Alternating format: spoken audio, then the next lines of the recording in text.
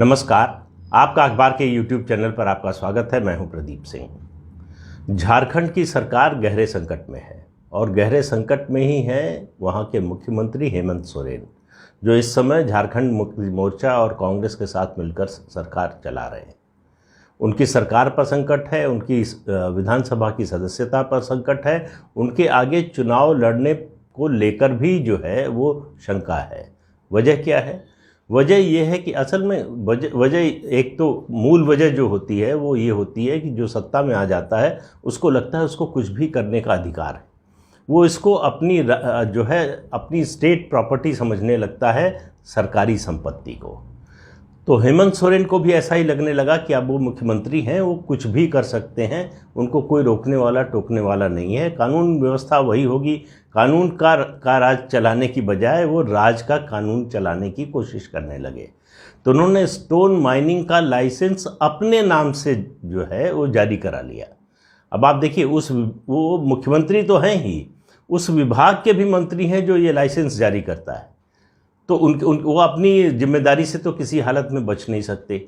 मुख्यमंत्री अपने नाम से कोई सरकारी ठेका ले ले, ये आज़ाद भारत के इतिहास में पहली बार हुआ है। तमाम भ्रष्टाचार के हम लोगों ने मामले सुने हैं, आरोप लगे हैं कि किसी रिश्तेदार को दिला दिया, दोस्त को दिला दिया, उसमें पैसा लिया, इस तरह के बहुत सारे आरोप सुने हैं। लेकिन खुद मुख्यमंत्री अपने नाम से लाइसेंस ले ले, ये घटना जो है पहली बार झारखंड में हुई है। लेकिन झारखंड इसके लिए जाना जाता है। एक विधायक वाला जो है नेता वो मुख्यमंत्री बन जाए, ये भी झारखंड में हो चुका है। मधु कोड़ा बन चुके हैं कि अकेले विधायक थे और कांग्रेस और झारखंड मुक्ति मोर्चा, आरजेडी, इन सब ने मिलकर मुख्यमंत्री बना दिया। जो लूट हुई प्रदेश में वो अपने आप में ऐतिहासिक है। उसकी जांच अभी तक चल रही है। पता नहीं कितने लोग करोड़पति अरबपति बन गए। मधु कोड़ा लंबे समय तक जेल में रहे, अभी भी जेल में है या बाहर मुझे मालूम नहीं, लेकिन लंबे समय तक जेल में रहे।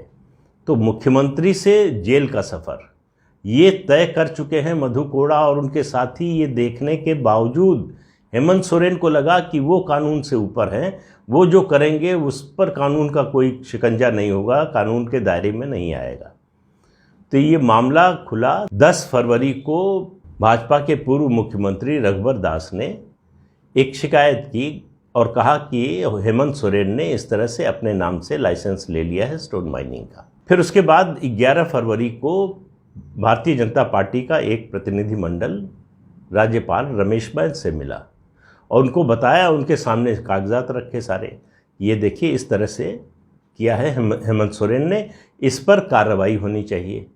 गवर्नर के ऑफिस ने वो कागज़ ले लिए, उन पर विचार किया। उस मेमोरेंडम के आधार पर गवर्नर ने सिफारिश कर दी इलेक्शन कमीशन ऑफ इंडिया को, भारतीय निर्वाचन आयोग को, कि उचित कार्रवाई की जाए। मामला पहुंचा ईसीआई ने उसकी जांच पड़ताल की। ईसीआई की पूरी जो फुल बेंच है उसकी बैठक हुई। उसके बाद तय हुआ कि मामला भेजा जाए चीफ सेक्रेटरी के पास। जो मुख्य सचिव हैं राज्य के, उनसे कहा गया, उनको चुनाव आयोग ने चिट्ठी भेजी है। चिट्ठी भेजकर कहा है उनसे कि आप ये तस्दीक करके बताइए, वेरीफाई करके बताइए कि ये जो डॉक्यूमेंट्स हैं वो सही हैं या गलत हैं। अब चीफ सेक्रेटरी जैसे ही ये इन डॉक्यूमेंट्स को ऑथेंटिकेट करेंगे, वैसे ही मामला फिर आएगा निर्वाचन आयोग के पास और निर्वाचन आयोग के सामने कोई रास्ता नहीं बचेगा, क्योंकि रिप्रेजेंटेशन ऑफ पीपुल्स एक्ट की जो धारा 9A है उसका उल्लंघन किया है हेमंत सोरेन ने। उसके बाद उनको अपनी सदस्यता बचाने का कोई रास्ता नहीं बचेगा। उनकी सरकार बर्खास्त होगी, उसमें उसका कोई उनके पास उपाय नहीं होगा। तो ये काम आने वाले बहुत निकट भविष्य में होने वाला है। जब ये चिट्ठी इलेक्शन कमीशन की पहुंची झारखंड, तो पत्रकारों ने पूछा चीफ सेक्रेटरी से कि उनका क्या कहना है। उन्होंने कहा कि मैंने अभी चिट्ठी देखी नहीं है, छुट्टियां चल रही हैं, इसलिए दफ्तर में किसी ने उसको खोला नहीं है।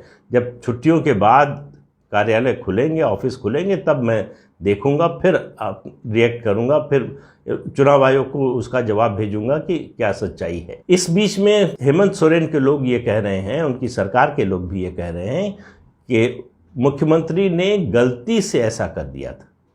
ये गलती से गलती नहीं हुई है, ये सही और सोच समझकर गलती की गई है, बल्कि गलती कहना भी इसको जो है गलती शब्द की परिभाषा बदलना पड़ेगा।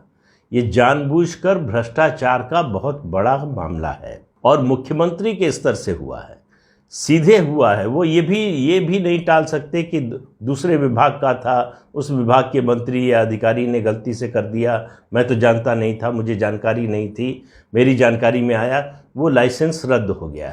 तो अब ये कहा जा रहा है कि भाई लाइसेंस रद्द हो गया, गलती से हो गया था तो मामला ख़त्म हो गया। तो मामला तो ऐसे ख़त्म नहीं होता कि आप किसी की हत्या कर दें, उसके बाद कहें कि गलती से हो गया है, तो ये इसलिए आपको बरी तो नहीं कर दिया जाएगा।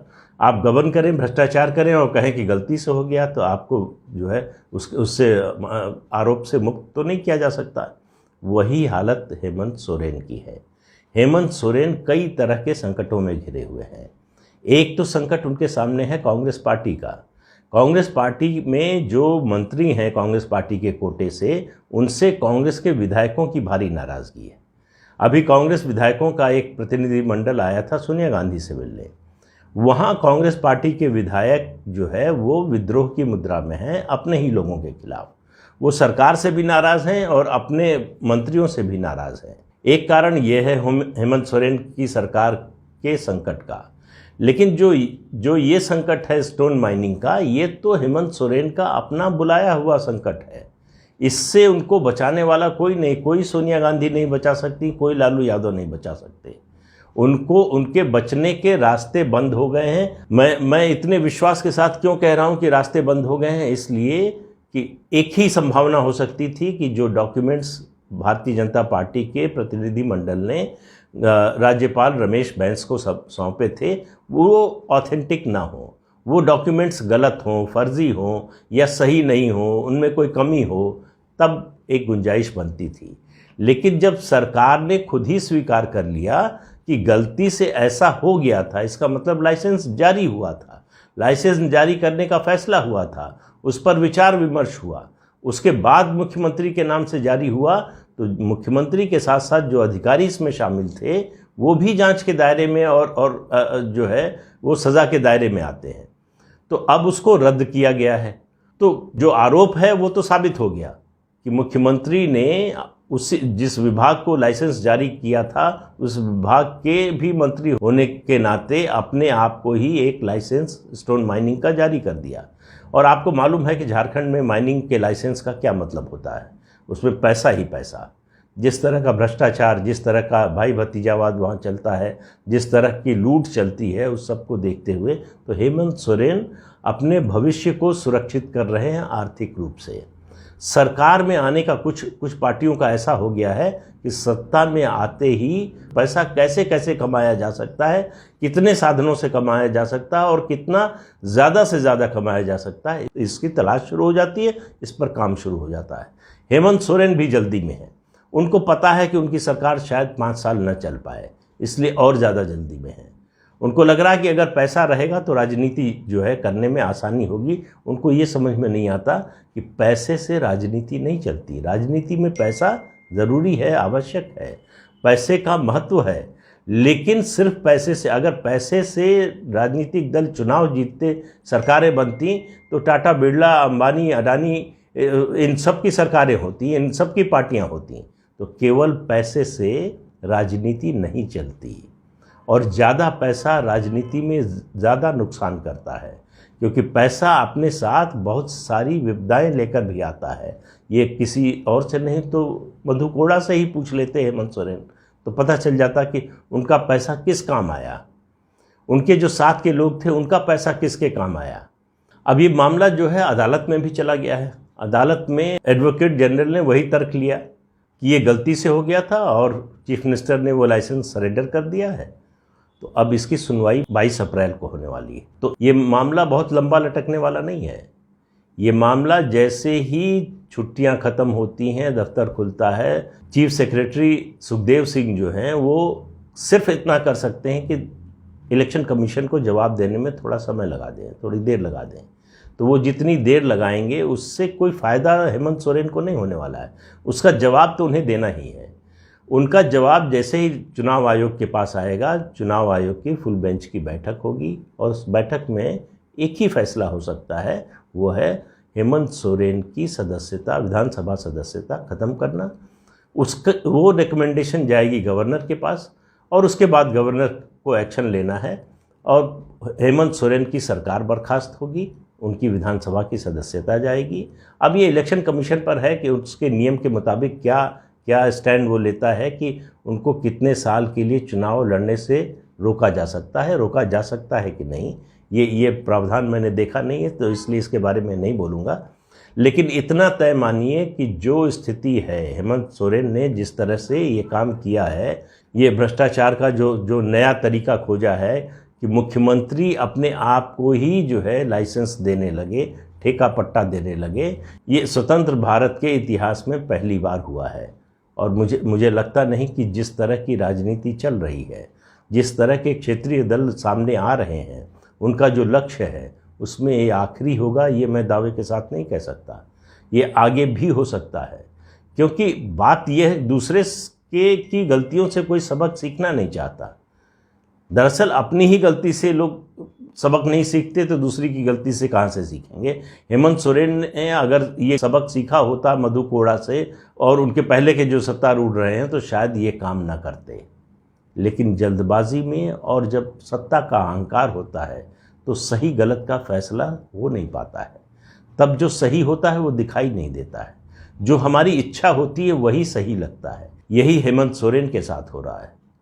और अब उनके लिए उनका राजनीतिक सफ़र जो है बड़े भारी संकट में है। और झारखंड में जल्दी ही आपको या तो सरकार बदलती हुई या फिर राष्ट्रपति शासन या चुनाव की ओर, ये 3 संभावनाएं हैं कि नई सरकार बनने की गुंजाइश बने।